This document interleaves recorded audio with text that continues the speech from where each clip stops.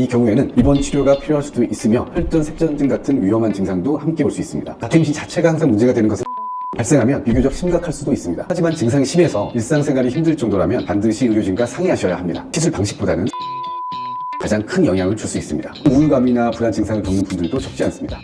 의심되면 즉시 병원으로 오셔야 합니다. 응급수술이 필요한 상황이 될 수가 있기 때문입니다.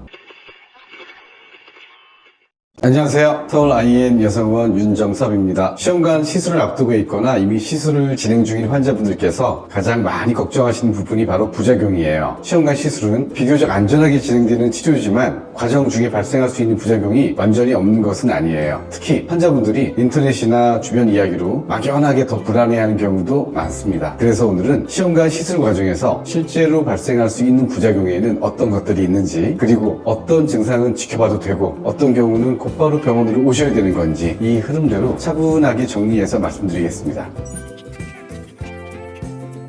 시험관 시술에서 가장 중요하게 알고 계셔야 될 부작용은 난소 과자극증후군 OHSS입니다. 거배단 유도 후 난소가 자극에 과도하게 반응하면서 발생할 수 있는 부작용입니다. 경증에서 중증까지 정도의 차이가 있고 가벼운 경우에는 복부의 평만감, 무룩함 이 정도로 그냥 지나가죠. 하지만 중증으로 진행하게 되면 복수, 흉수, 혈액 농축, 전이질 불균형 이런 문제들이 나타날 수가 있고요. 이 경우에는 입원 치료가 필요할 수도 있으며 혈전, 색전증 같은 위험한 증상도 함께 올 수 있습니다. 그래서 OHSS는 무엇보다 조기에 발견하고 초기에 대응하는 것이 매우 중요합니다.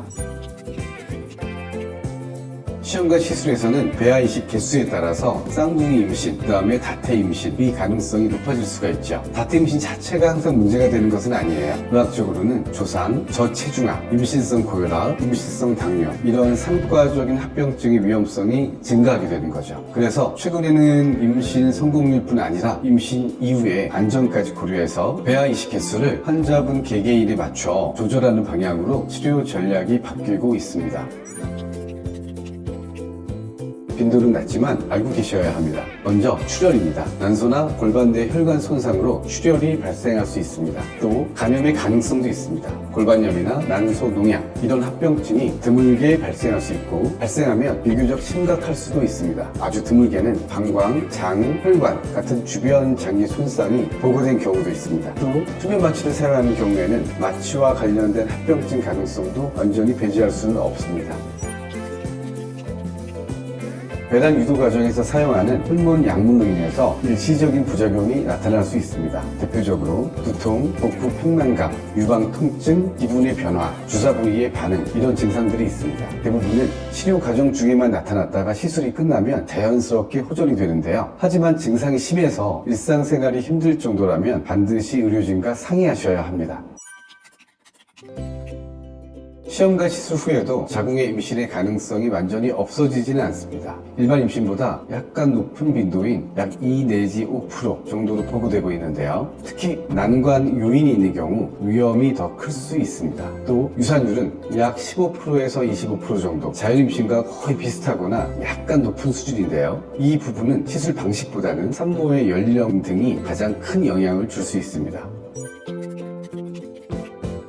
시험관 시술은 몸에만 부담이 되는 치료가 아닙니다. 치료 과정 자체가 길고 결과를 기다리는 시간이 반복되다 보니 시술 과정의 스트레스, 실패에 대한 불안, 경제적인 부담 이런 이유로 우울감이나 불안 증상을 겪는 분들도 적지 않습니다. 특히 혼자서 계속 버텨야 한다고 느끼는 분들도 많습니다. 이럴 때는 이게 내가 약해서 그렇다기보다는 치료 과정에서 충분히 나타날 수 있는 자연스러운 반응이라고 생각하셔도 됩니다. 중요한 건 혼자 감당하려고 하지 않고 의료진과 충분히 이야기하고 필요하면 도움을 받는 것이 치료 과정의 일부라는 점입니다.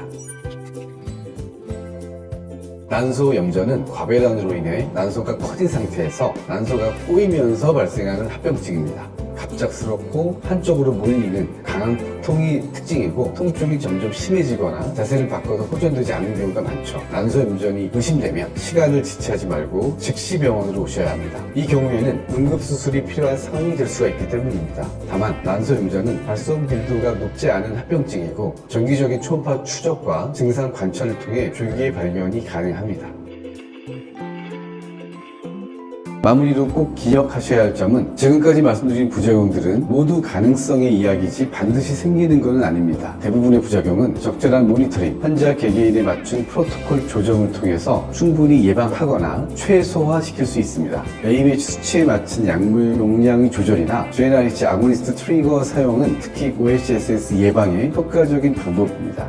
시험관 시술은 위험을 모르고 하는 치료가 아니라 위험을 예측하고 관리하면서 진행하는 치료라는 점을 기억하시면 좋겠습니다. 오늘은 시험관 시술 과정에서 발생할 수 있는 부작용에 대해서 정리해서 말씀드렸습니다. 다음 편에서는 이전에 했던 성장 호르몬이나 코큐텐에 이어서 이제 그런 시리즈로 하려고 하는데요. 다음에는 멜라토닌에 대해서 한번 얘기를 해보겠습니다. 그러면 다음 영상도 기대해 주시기 바랍니다. 감사합니다.